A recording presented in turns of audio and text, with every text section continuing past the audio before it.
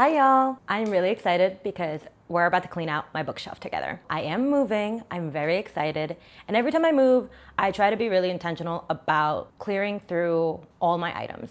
I want to make sure everything I'm taking I love, I use, or I have a deep sentimental attachment for. A big place where I can clean out a lot of stuff is my books. I primarily read from the library now. I do not buy new books very often. I will only buy a book if I'm in a store and something really catches my attention, or if there is something that I'm really excited for and I know that I love that author, and I will get a physical copy. I actually haven't accumulated a lot of new books in this apartment, so what I'm really going through is what I moved with when I first moved 3 years ago into this apartment. There's definitely stuff in this bookshelf that I am ready to let go of. I've been eyeing it like, oh, it's time for you to go. I'm really excited to walk through that process with y'all. I have not looked at this at all, so this is gonna be a very live action of me going through the books. This is the first little cubby, all my red books, and red and purple. Let's go through them. We've got pile number 2, time to go through this. This is more books than I'm realizing, honestly.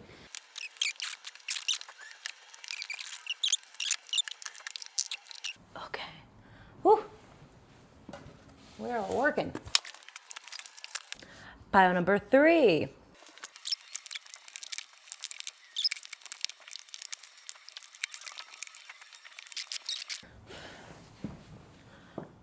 Pile number 4.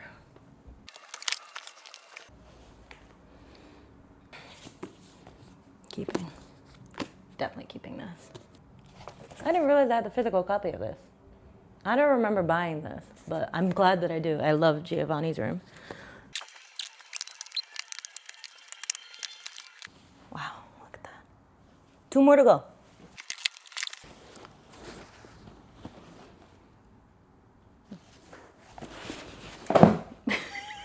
Okay.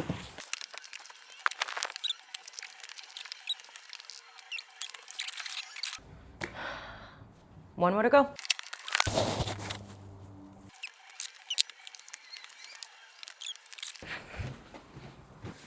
Whew. I don't know why that took so much out of me. Okay, so I have some huge piles here. You can't even fully see them, but I have a huge pile to give away, which makes me happy. Okay, I'm gonna go through these piles. I wanna show you my like very mainstream books that I have, that I love, and I can't help but always recommend. I'm missing one, but this is the majority.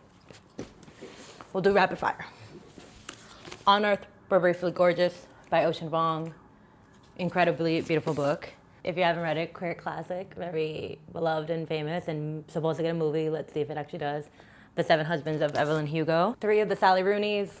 I love that girl. I'm sorry. I walked into a bookshelf back in like 2018, 2019, 2018 maybe, I can't remember. Saw this on the shelf and was like, oh, that looks interesting. And I read it, I loved it. And then she blew up overnight. And I know she's controversial for some people. Some people don't like her writing style and her lack of quotations. But I would read her grocery list personally. I don't know, there's something about how she writes about humans that I like. So clearly I recommend her. And then 2 Emily Henry's, Beach Read and Happy Place. I don't think I loved Beach Read. I really honestly can never really remember any of the Emily Henry's, but I know I like reading them. They're fun, literal beach reads. But Happy Place, that I knew I loved. I know I loved this book. I think this is probably my favorite Emily Henry because it's the only one that I can really remember. But I will be keeping both of these. And then, I love this lady, man. I love Madeline Miller.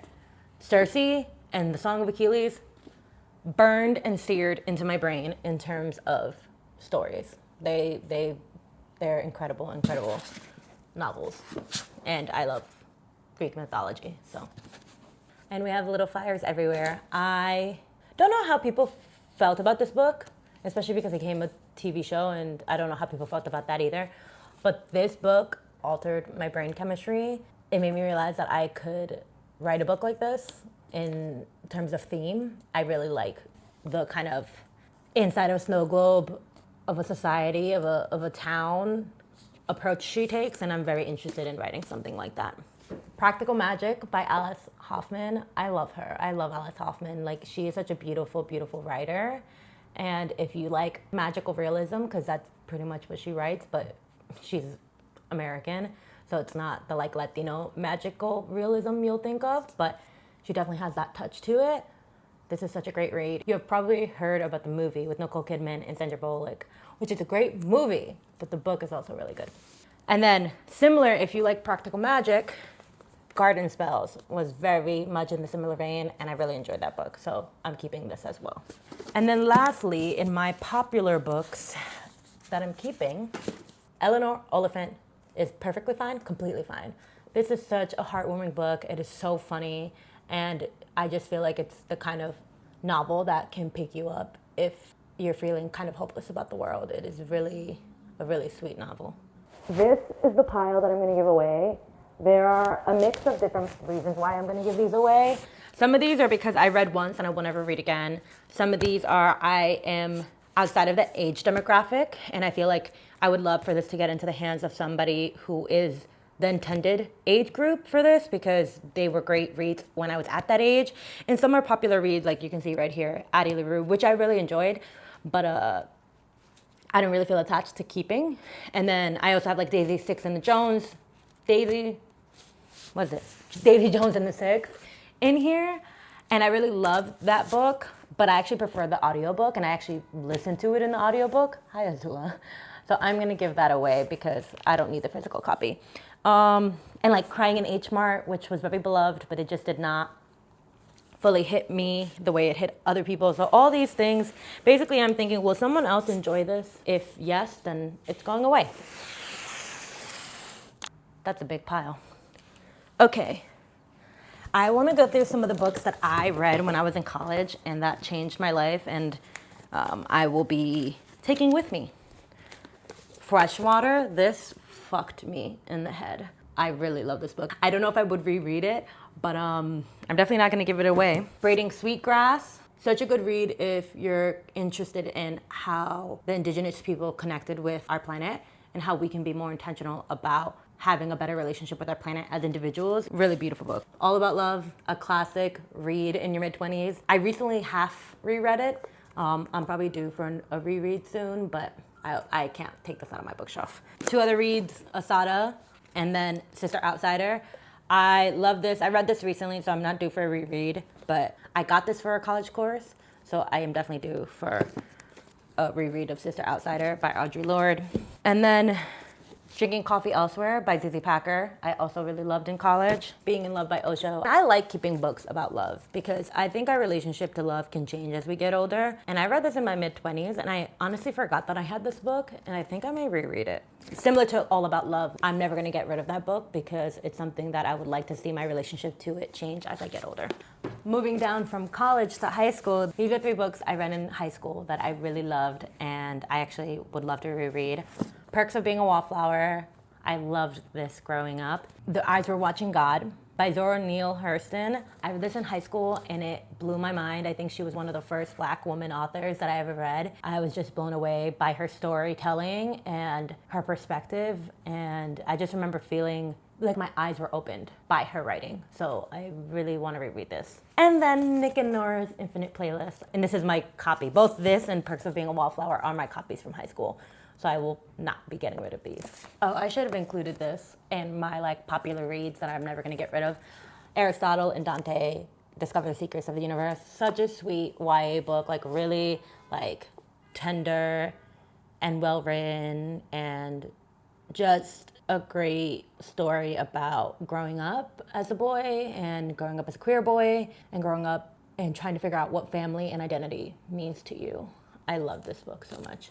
I have some classics that I read and loved through the years and I don't want to get rid of, and some that I'm actually overdue to reread. Franny and Zoe, I have to reread this, but keeping this was a gift from a friend. Kurt Vonnegut, The Sirens of Titan. This was really such a mindfuck, but really interesting. Like I said earlier, James Baldwin, Giovanni's Room, cannot recommend this enough. Like Water for Chocolate, I love this, really romantic. I just think it's one of those like long-lasting stories. A Streetcar Named Desire. I haven't read this in a while, but I need to reread it. I liked it way more than I thought. I don't know what I thought it was going to be, but I remember when I read it, I was like, oh, this is really interesting. And then Love in the Time of Colerea. I don't jive with Gabriel Garcia Marquez's books as much as I wish I did as a Colombian, because I find his subject matter kind of weird. Like, I find it weird that all of his novels are incestuous. Like, I just don't really understand it. And his writing is dense as fuck, but he is a talented writer. And I feel like just out of pure nationalism, I have to keep this. But yeah, those are my classics that I'm gonna keep. And then lastly, I will have to go through this more thoroughly after I finish recording this, is a pile of books that I read once and I enjoyed enough where I'm debating whether or not I want to keep them. I'm not sure, because I have to think about whether I'm going to reread it again, whether I really enjoyed it enough to like keep on my shelf. I find a lot of satisfaction out of minimizing my books, so we shall see. This was fun. I'm so excited by how much I'm giving away, and I love being reminded of the books that I've read and loved, and being reminded what needs to be reread. But yeah, I'm so excited to move, excited to set up my new apartment and decorate it, and to take you guys along with me as I move and continue to unpack and pack. We move in 2 weeks, less than 2 weeks. And there's a lot to do, but I'm excited to do it. Thanks for being here. Thanks for watching. I hope you maybe got some good book recs out of it. And yeah, I will see you guys in the next one. Bye.